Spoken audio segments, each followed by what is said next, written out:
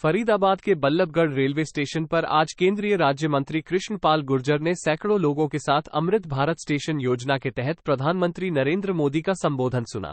इस अवसर पर प्रधानमंत्री नरेंद्र मोदी ने अमृत भारत स्टेशन योजना के तहत 2000 से अधिक आदर्श रेलवे स्टेशनों ROB का उद्घाटन और शिलान्यास किया। इन रेलवे स्टेशनों का भी जीर्णोद्धार आज से शुरू हो रहा है।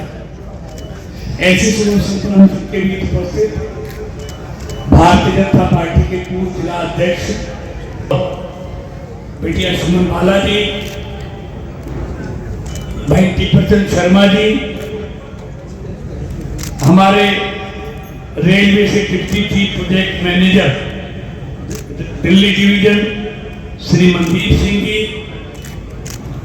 आए हुए सभी अधिकारीगण, भाइयों बहनों, पत्रकार और छायाकार मित्रों, दुनिया के सबसे लोकप्रिय नेता और भारत के यशस्वी प्रधानमंत्री श्री नरेंद्र मोदी जी आज थोड़ी देर बाद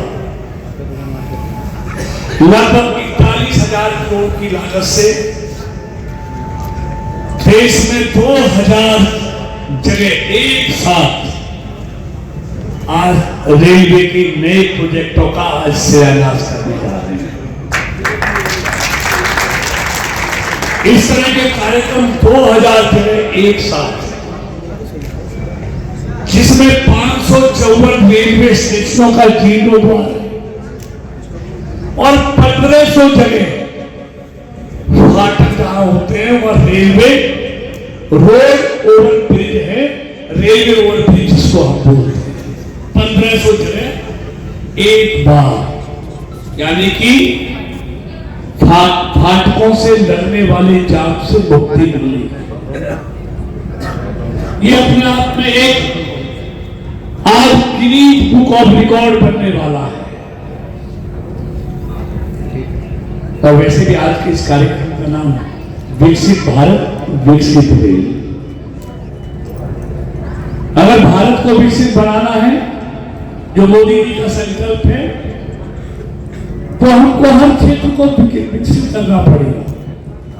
रेलवे भी उनमें से एक है।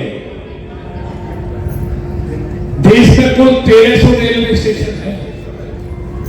आजादी से लेकर 2014 तक कभी किसी प्रधानमंत्री ने, सरकार ने नहीं सोचा कि हमको देश को रेलवे के फाटकों से मुक्ति दिलाना,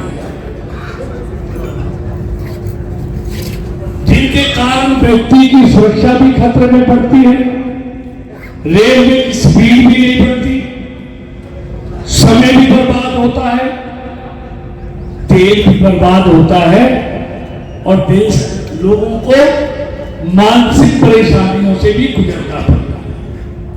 ड्यूटी जाना है, स्कूल जाना है, कॉलेज जाना है, हॉस्पिटल जाना है, घंटों घंटों रेलवे फाटकों पर आदमी खड़े रहते हैं। अगर इन सबसे मुक्ति दिलाने की किसी ने सोची तो आजादी के बाद पहली बार देश के यशस्वी प्रधानमंत्री नरेंद्र मोदी ने सोचा।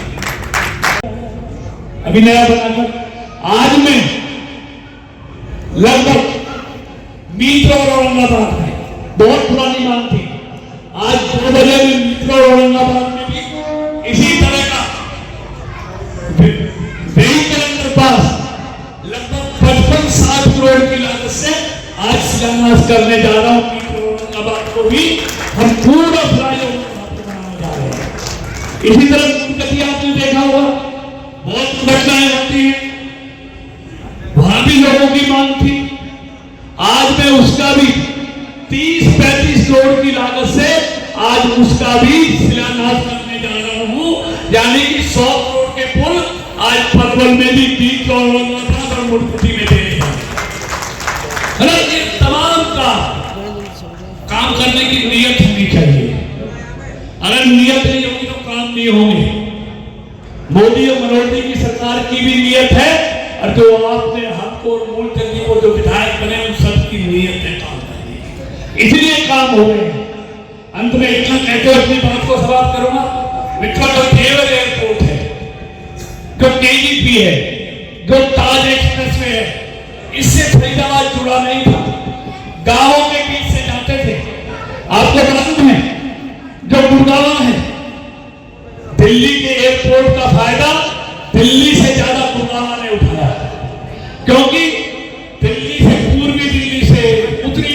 से मॉडल टाउन से एयरपोर्ट पहुंचने में घंटे से 1.5 घंटे तक लगता है, लेकिन गुड़गांव से पहुंचने में एयरपोर्ट में 20 से 30 मिनट लगते हैं। इसलिए गुड़गांव का विकास हो गया और हमने फरीदाबाद से जेवर को जुड़ाया, जो अगले साल बनकर तैयार हो जाएगा। सिर्फ जेवर से नहीं जुड़ेगा, इसका केडी पर भी उतार चढ़ाव है, इसका ताज एक्सप्रेस वे पर भी उतार चढ़ाव है, वहां भी उतरेंगे चढ़ेंगे, ताज पे भी इससे आ जा सकेंगे। और जेवर अब गाजियाबाद, नोएडा, ग्रेटर नोएडा से जेवर पहुंचने में 1.5 से 2 घंटे लगेंगे और फरीदाबाद से 25 से 30 मिनट लगेंगे।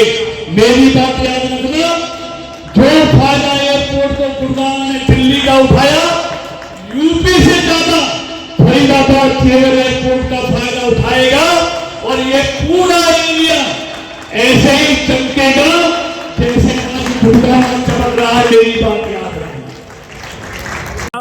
रीडेवलपमेंट और 1500 मानव रहित फाटक के ऊपर रोड ओवरब्रिज या रोड अंडरपास बनाने का आज शिलान्यास और लोकार्पण किया है। इससे पहले फर्स्ट फेज में इसी तरह 508 रेलवे स्टेशन को रीडेवलपमेंट का काम भी तेजी के साथ शुरू हो गया है। यानी कि देश में रेलवे ने जो अभूतपूर्व गति के साथ सुधार हुआ है, कायाकल्प हुआ है, उसकी अपनी एक कहानी आप सबके सामने है। और जिस तरह रेलवे की गति भी बढ़ाई गई है, रेलवे का सौंदर्यीकरण भी किया गया है। आप देखेंगे 10 सालों में 31,000 किलोमीटर नई रेलवे लाइन बनाने का काम हो, 40,000 किलोमीटर रेलवे लाइन का इलेक्ट्रिफिकेशन हो, ये अपने आप में एक बहुत बड़ी मिसाल है। आज जो एयरपोर्ट पे सुविधाएं हैं, वो भारत के रेलवे स्टेशनों पर वही सुविधाएं देश के लोगों को मिलेंगी। यानी कि विकसित भारत, विकसित रेल की जो कल्पना लोग सोचते थे, आज वो उनकी आंखों के सामने साकार हो रही है। वंदे भारत, नमो भारत ट्रेन, अमृत भारत ट्रेन, आप देखिए किस तेजी से भारत में आज दौड़ रही है। तो ये पूरी कहानी है। उसी रीडेवलपमेंट के कार्यक्रम के तहत फरीदाबाद के रेलवे, लोकसभा के रेलवे स्टेशनों को भी रीडेवलपमेंट का काम बहुत तेजी से पहले शुरू हो गया। फरीदाबाद का 262 करोड़ की लागत से, और आज माननीय प्रधानमंत्री जी ने न्यू टाउन और बल्लभगढ़ और पलवल का, इन तीनों रेलवे स्टेशनों को 129 करोड़ की लागत से रीडेवलपमेंट का कार्य आज शुरू हुआ है। नाम आपका? राधिका। राधिका जी, आपको ये इनाम मिला है, आपने किस चीज़ में कंपटीशन करा था जो आपको ये इनाम मिला है? मैंने ऐसे राइटिंग कंपटीशन में पार्ट लिया और उसमें मेरी 3rd पोजीशन आई। हमारे स्कूल में कुछ दिन पहले रेलवे अधिकारी आए थे, उन्होंने हमें इस प्रतियोगिता में हिस्सा लेने का मौका दिया। मैं उनका धन्यवाद करना चाहूँगी। मेरे जैसे और बच्चे इस प्रतियोगिता में भाग लें और आगे देश का नाम रोशन करें। क्या नाम आपका? लुभांशी। लुभांशी जी, आपको ये इनाम मिला है, किस चीज़ का इनाम मिला है विकसित भारत विश्व के थ्रू? मैंने ऐसे राइटिंग कंपटीशन में पार्टिसिपेट किया था, उसके अंदर मैं सेकंड आई। सेकंड आई हो? जी। तो कैसा महसूस हो रहा है, आपको इनाम मिला है? जी बहुत अच्छा। हमारे विद्यालय में रेलवे कर्मचारी आए थे, उन्होंने हमें ये अपॉर्चुनिटी दी कि हम इसके अंदर पार्टिसिपेट करें और उनकी वजह से हम सेकंड आए हैं। आपके जैसे और बच्चे हैं, उनको क्या मोटिवेशन करना देना चाहते हैं कि बच्चे और ऐसी उन्नति करें आगे भी? हाँ, कि बच्चे और भी उन्नति करें और आगे बढ़ते रहें। जय हिंद, जय भारत। विकसित भारत विकसित रेल के थ्रू आपको इनाम दिया गया मोदी द्वारा, क्या कहना चाहते हैं? नमस्कार, मेरा नाम निकिता है। मैं बल्लभगढ़ में स्थित ठारू राम आर्य कन्या विद्यालय में 9वीं कक्षा की छात्रा हूँ। कुछ दिन पहले हमारे विद्यालय में रेलवे अधिकारी जी आए थे। उन्होंने हमारे विद्यालय को इस कंपटीशन में पार्टिसिपेट करने का मौका दिया, जिनके कारण आज मुझे यह स्थान प्राप्त हुआ। आपको जो इनाम दिया गया, किस चीज़ के लिए इनाम दिया गया आपको? मैंने इलोक्यूशन कंपटीशन में पार्टिसिपेट करा था और उसमें मुझे फर्स्ट प्राइज़ मिला है। फर्स्ट प्राइज मिला है। क्या नाम है आपका? मेरा नाम सुहानी है। मैं बल्लभगढ़ में स्थित ठाकुर राम आर्य कन्या उच्चतर माध्यमिक विद्यालय में 12वीं कक्षा की छात्रा हूँ। आपको जो इनाम दिया गया है मोदी जी द्वारा, केंद्रीय मंत्री कृष्णपाल गुर्जर जी द्वारा भी इनाम दिया गया है, किस चीज़ का इनाम है कि आपने क्या कंपटीशन में, किस चीज़ में कंपटीशन हमारे भाग लिया? विद्यालय में कुछ रेलवे अधिकारी आए थे, जिन्होंने हमारे विद्यालय को विकसित भारत विकसित रेल की इस स्कीम में पार्ट लेने का मौका दिया और मैंने ड्राइंग कंपटीशन में पार्टिसिपेट किया था, जिसमें मैंने प्रथम स्थान प्राप्त किया। प्रथम स्थान में ड्राइंग कंपटीशन में। क्या नाम है आपका? मेरा नाम हिमांशी है। मैं ठाकुर राम आर्य कन्या उच्चतर माध्यमिक विद्यालय में 12वीं कक्षा की छात्रा हूँ। मीनाक्षी हिमांशी। हिमांशी जी, आपको ये इनाम दिया गया है मोदी जी द्वारा, किस चीज़ में आपने क्या कंपटीशन में भाग लिया था जो आपको ये इनाम दिया गया है?